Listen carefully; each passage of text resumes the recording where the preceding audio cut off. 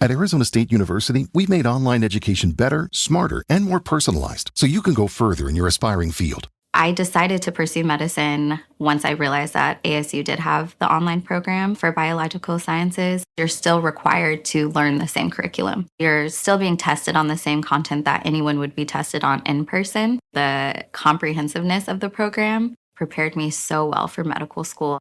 Explore over 350 plus programs at asuonline.asu.edu.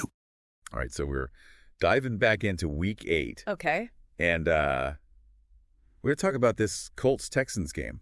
Yeah. I mean, Anthony Richardson, rookie QB, right? Yep.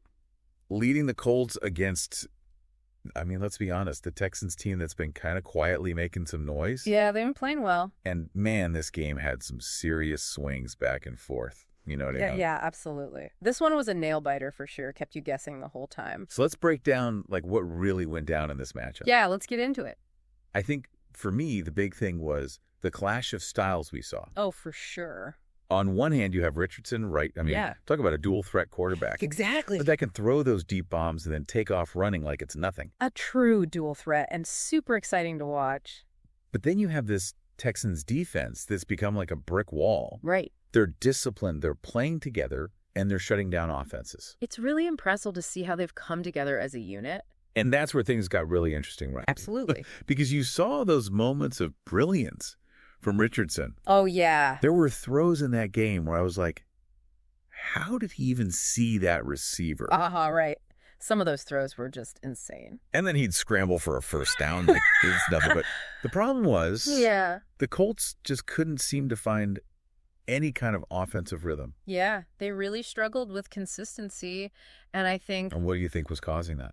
Well, I think you got to give credit to the Texans' defensive scheme. It was really smart. They weren't just blitzing like crazy. Right. They were disguising their coverages, dropping linebackers back into passing lanes, and basically forcing Richardson to make really quick decisions under pressure. And that's tough for any quarterback. Especially a rookie. Especially a rookie. Exactly. Yeah. I mean, they were almost like baiting him into making those classic rookie mistakes. Right? Exactly. And then you add in the Texans' pass rush, especially Will Anderson Jr.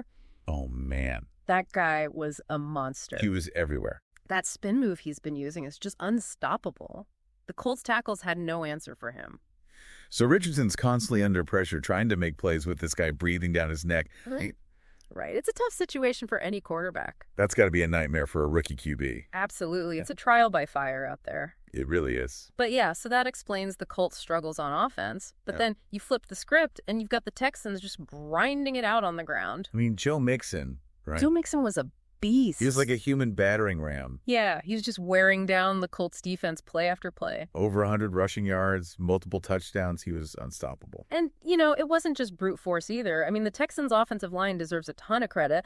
They were opening up these massive holes for him. Yeah, they were giving him space to work. And then Mixon has this really impressive ability to find the right gap, wait for his blockers to engage, and then just explode through the line. He's so patient.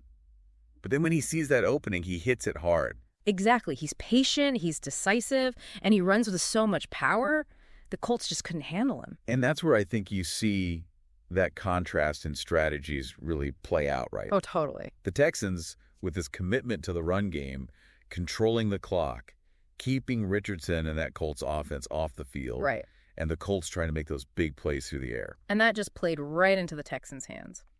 They were able to dictate the pace of the game, wear down the Colts defense, and by the fourth quarter, you could see the Colts were just gassed. Yeah, they were spent. He just ran out of steam. And that brings us to the big picture.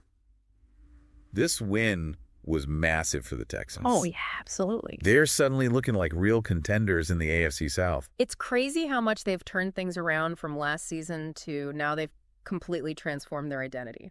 So what changed for them? Well, they've built this stifling defense. They've got this power run game with Mixon leading the charge, and they have C.J. Stroud at quarterback who's managing the game effectively. He's not making a ton of mistakes. Exactly. He's taking care of the ball, making smart decisions. Not the flashiest quarterback, but he's getting the job done. He's getting the job done. They're not flashy, but they're incredibly efficient, and that's winning them games. It really is. The Colts, on the other hand, they've got some work to do. Yeah, they've got some things to figure out.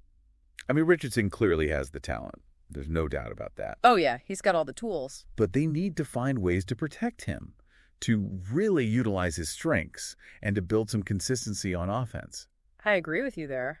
What do you think they need to do to help him out? Well, maybe they need to incorporate more designed runs, get him out in space. Yeah. Let him use his legs more. Use that athleticism. Exactly. And maybe focus on quick passes to get the ball out of his hands faster. Take some of that pressure off. Right. Just find ways to let him succeed while he's still learning and developing. Because he is still so young. He's got a bright future, but he needs the right support system around him. Right. Absolutely.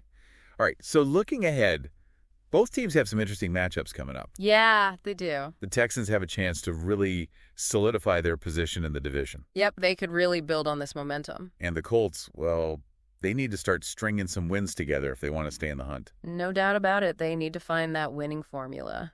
It'll be interesting to see how both teams respond to this game. Yeah, it's going to be fascinating to watch how the Texans handle this success. Can they maintain that same level of intensity and discipline? Right, because they've been the underdogs for so long. Exactly. And then for the Colts, it's all about development.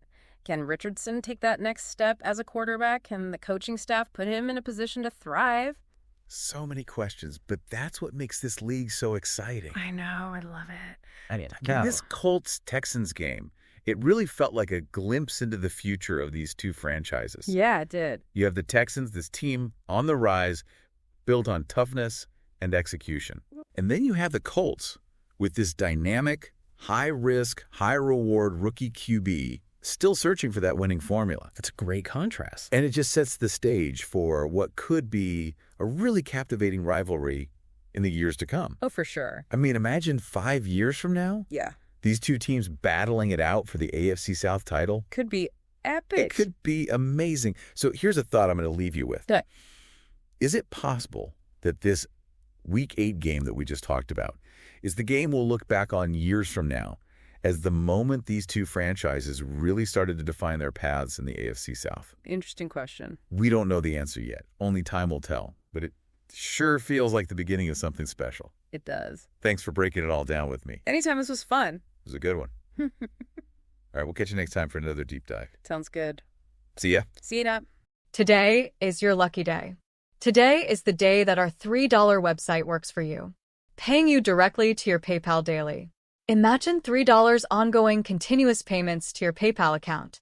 Imagine falling asleep and waking up to $300 in your PayPal account. How would this make you feel? How could this help you? What bills could you pay? What kind of fun could you have?